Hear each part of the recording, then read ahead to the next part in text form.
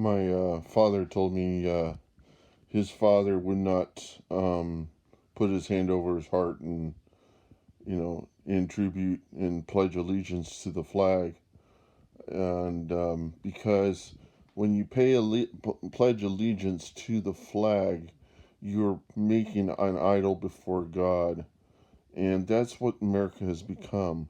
Even though, and they're starting to wipe God out of the picture, you know. But the thing is that from the very beginning, the only reason why they put God in the Constitution was, or I mean, honor money and all that stuff, one nation under God, was to unify the push to make this work, okay? Because there were a lot of people with them that were religious, and if they didn't include God in that, it would not have been successful. You know, it wouldn't have gotten everybody behind it. And so to in order to increase the emphasis of you know what they were doing is they're trying to capture a lot of the intent that this would be a different kind of nation. um, they they tried to get everybody behind it, but over time what has happened is that we've lost sight of what this nation is. We got people that are into racism when this is really not supposed to be a nation um, for racists. It's supposed to, even though racists can exist here, this nation was not made for racism. It was not made for nationalism. Even though there are a lot of people that you know, the thing to understand is God doesn't favor any nation. God doesn't favor anyone.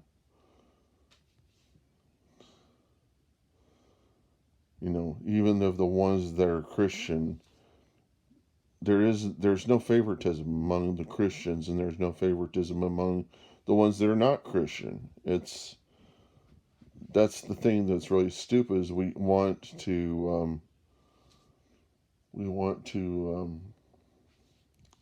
be special, and we want to have a special relationship with God and be like right near and dear to Him and all that stuff. And we're so far away from God in being as sinless as God is. You know. See, the thing is that God has particular needs. I mean, God has not particular needs, but has particular preferences, and those preferences define what sin is. And we don't have the capacity to like really be forever on God's good side because we make all these errors. We And so the thing is that Jesus is the one that kind of makes everybody compatible.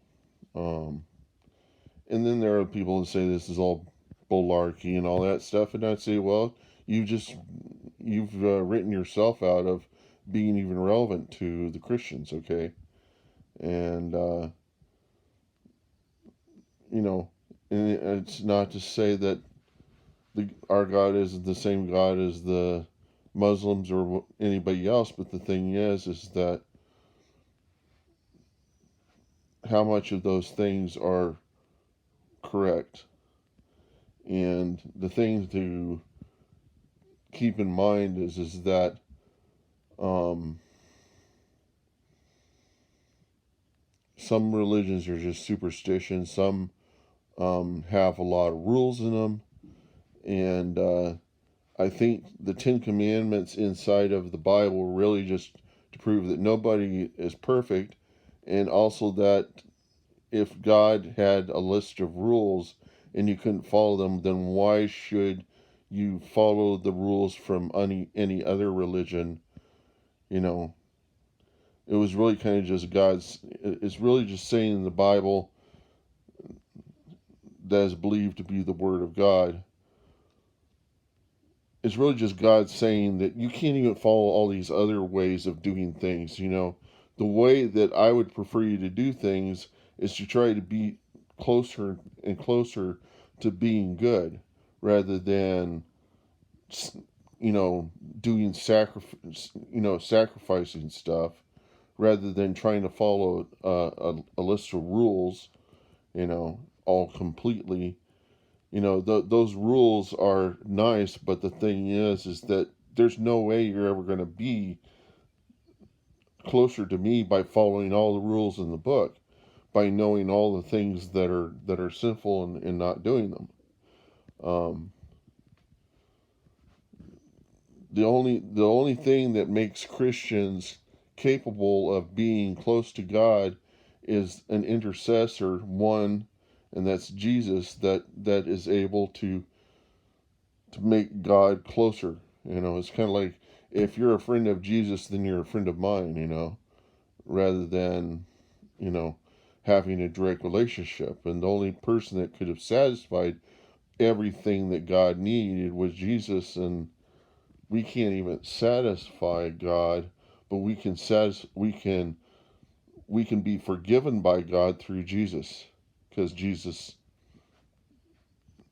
is closer to us. God is close to all of us, but the thing is that, we need to be understood, you know, and that's what you know that's what permits us to be understood, and just as we're understood by God, we need to share the same understanding among each other, and to understand the way other people are the way they are. And I was watching a documentary about, there's a problem in England. You got, I think it's of the Palestinians, or is it Pakistanis? I don't know. They've got a culture of marrying first cousins, and now they have kind of some inbred uh, diseases as a result of the recessive genes um,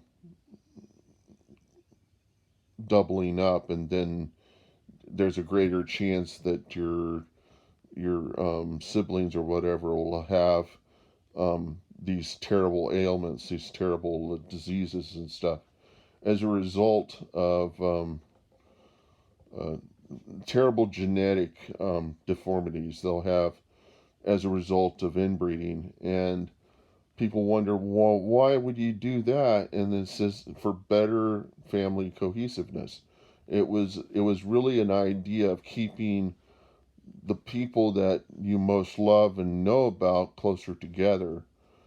Was to marry first cousins. And the problem is now that um, they're finding out, and there's a lot of them that don't want to believe it, because it has always worked really well as to creating nice cohesive families, and creating kind of a purebred group of people that are closer to your family.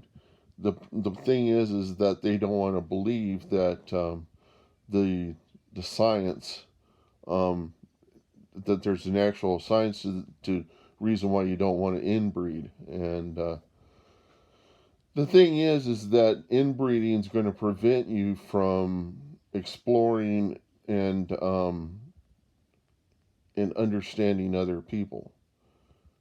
I understand them now, but they're not going to breed with others of different race or of different, you know, backgrounds and stuff.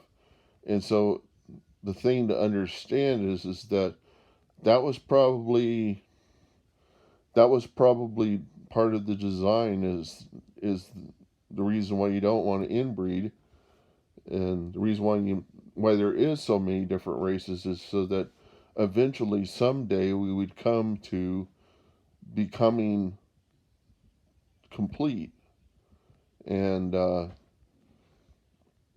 that the future, if the future is brown, because all the colors, all the subtractive colors, because additive produces white, subtractive colors, whenever you mix them all together, produce brown.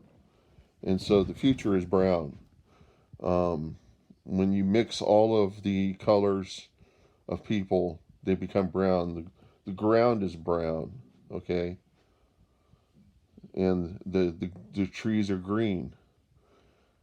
The people are going to be brown in the future, because that's what happens to when you mix all of the pigments of all colors, red, green, and blue, and everything else. When you mix all those together, you get brown. You know, when you mix yellow, magenta, and was it yellow, magenta, and cyan? If you mix all those together, you get brown. Okay, so it is not an imperfect color. It is what happens when you mix all of the colors together. And when every child sees it, it should be the first thing children should learn is when you take all your paints and you put them together, they produce brown. That's the future, is brown.